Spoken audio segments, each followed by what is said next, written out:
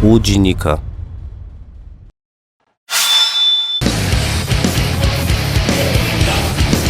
What's up, guys? We're back. We're going into our next match, aLive against Zest, here in Pro League 2016.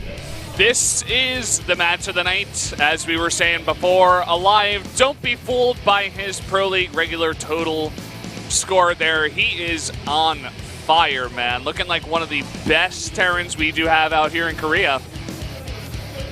Yeah, he is playing so well since Legacy of the Void. It's crazy, man. His control has been perfect. His build's solid. He just understands the flow of the game, man. It moves through him like water. But Zest is incredibly scary as well. In general, he's just looking good in Legacy of the Void. We've been having a hard time trying to identify the best Protoss right now in Legacy. It might be Deer. He's had a very good run, but it's still too early to say. Yeah, I think it's still too early, but Zest definitely ranks up there. I'd say at least top 3.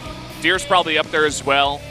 Classic has been having trouble against Zerg. I think once he figures that out, maybe he can get up there again. But yeah, Zest is also, it seems like he's very comfortable in this expansion, looking quite good as well. So yeah, this is why this is the big match, Tasteless. And, you know, Protoss changed a lot, Valdez. We saw, oh, interesting.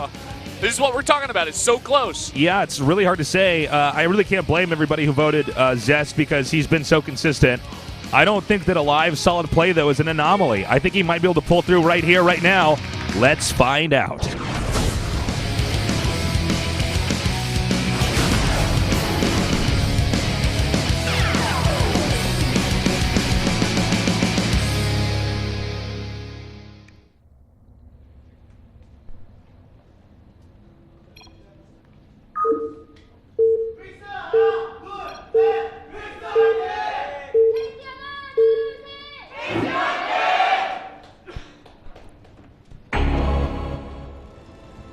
Okay, in the upper right, in the purple, it is aLive. In the bottom left, in the red, our Protoss player, Zest. Now, Zest, looking good. I'm sure you guys saw my picture yesterday on Twitter. Go look at that, at Brendan Valdez. It was a pretty nice picture. What was the picture? It was, well, I don't want to spoil it, but Zest was in the picture. Okay. That's all I'll say. What's your Twitter account? At Brendan Valdez. At Brendan Valdez. All right, go check that out. I actually might check that out on the break. I don't know what that is either. No spoilers, guys. Whoa. Thank you for coming down. What? Miss the B and type Z instead when writing his name. I'm guessing that's Zest. Yeah, that have to be right. Yeah. There's no Z and B in aLive, so we figured it out. There it is. Looks like maybe the Korean commentators figured it out too. Maybe. Now we have a Nexus there. Well, soon. Well, it's not there yet. Tasus is from the future. Coming out, yeah. I went back in time to cast video games. And so, we're going to have a quick expanding Zest. Let's see how soon Terran gets the command center. He has the funds for it, or did, but he hasn't made it just yet. It looks like now the SCV is being transferred, and Zest's probe does do one more peek to see if there's any other add-ons there before leaving, and he sees, nope, it's going to be a Reaper coming out. Yeah, pretty standard from aLive here. Zest just wanting to confirm. Saw the SCV going back. Zest knows the timing, knows the build, and is going to make a pylon here at the ramp. A big question we're asking ourselves is what comes after the cybernetics core? What does he have in store for us? Yeah. We've seen a lot of DT drops. We've seen a small number of Stalker Blink attacks. We've seen Adept pressures. We've seen it all, man. We've seen Disruptors in fast warp prisms. True. That's true. Didn't work out for Hero. I don't know if he does it on this map. Maybe he does anyways. I'm not sure. Maybe. I don't know how map-dependent that strat is specifically. Same with DT drops. It seems like you can kind of do that on any map as long as you have big enough mains and they have to take a quick expansion or you know, pressured into taking a quick expansion. Yeah, and DT drops have been pretty fan of the month, I guess. We've been seeing it a lot. This is exactly, well, usually... Wow. Get wrecked! Wow. Get out, Reaper! You see how fast that thing died? Yeah. He didn't even have time to jump down the hill. No kidding. He He wasn't even given the illusion that he could escape. The Reaper didn't even have time to contemplate death, Valdez. Yeah, he was just dead before he even died. That was so sad. SCV going to scout, but it will pass right by without even knowing about this adept. Ooh. Whoa. Quick on the draw there, aLive. No kidding. Game of cat and mouse going on here as it looks like, oh, look, he actually tricked the adept. aLive is so sneaky. Wow. Now Zest on a wild goose chase. Nice deny here. These are the little things you will see that the best of the best do. Like all these tiny little things. The SCV getting away is actually really important. You want to save that guy. You can scout with him later, or you can just use him to mine. And denying the mothership core before it even gets close. Like, he already knew the angle that Zest was going to come in with that mothership core. Now, Zest is going for a third base here at the exterior of his main.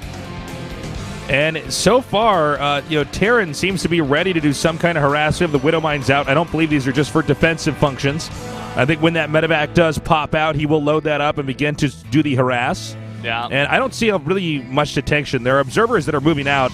Looks like the second observer is going to be put over here on the far left to check for drops. So it'll really depend on what the path is. What route does the medevac actually take to get to Zest bases? We saw Classic have particular trouble against this. Lost, 21 probes with 1 hit on Orbital Shipyard yesterday. If you guys missed that, you definitely want to check that one out. Not the best game for Classic, but a pretty cool Widowmine hit. Busted. Wow. Zest knows exactly where this Widowmine is going to move. Seems like the timing is a little bit ill-fated since it does get there before that is even finished. Dropping 1 Widowmine there. I'm not clear if Protoss actually saw that. I think he did. Yeah, I believe so. Okay, so he just picks up and backs out. So, yeah, stopped at every turn. These guys can't find even a tiny bit of damage outside of that Reaper. I think that is the only unit that was lost. I think you're right. Yep. Yeah, that's the only unit that's died so far. So overall, a pretty passive game. I think a lot of respect being shown here from both of these players as they're realizing, okay, this guy's really good. If I overstep at all, I'm going to lose my army possibly and then lose this game. By the way, for Terran, 1-1 coming here while Blink is finishing for Protoss. Yep. Zest kind of playing this a bit old style. Get that Blink first. Pressure on the map with your Stalkers. Nice scan here, actually, to get that Observer. That's going to deny high ground vision from these Stalkers, but can put on a bit of pressure onto this Orbital. Going to force it to lift while he gets his own Nexus back at home. Command Center backing up. Looks like he's going to try to re-land it here. He is under some pressure from those Stalkers, although I don't think these Stalkers are ever going to get that Command Center. Whoa. All right, he's going to push down now. And they blink away. Meanwhile, medevac drops over here. Can he get any probes? Ooh. No, he's going to have to pick up and get out quickly, by the way. Don't forget, Blink is done. Oh. Target that medevac. Oh! So good close. Save. Really good save there. And he'll eventually have to get that Command Center landed onto the low ground. Meanwhile, for Protoss, he's getting his forges. 1-1 is already done here for Terran. Let's see if he starts the 2-2 immediately. Yeah, looks...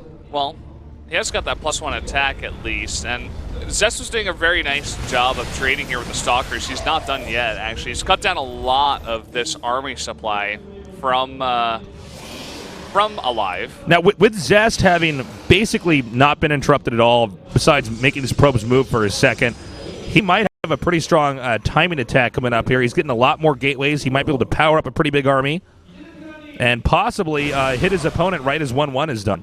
Yeah, it looks like he's getting the Adept attack speed upgrade and Storm very fast. He's going to have a really scary army very fast. He got this third base quite quickly as well. And he's going to Chrono Boost out the Storm and add 5 gateways. I think he may just be right. He's going to have a nice little timing here with the Storm, the Adept upgrade.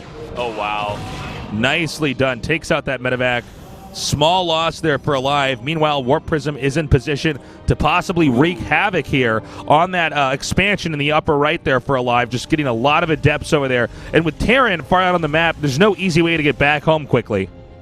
He's actually got 3 High Templar in that Warp Prism. Oh, I'm so sorry. Are those Templars? Storm drop, yeah. Oh, cool. This is going to be...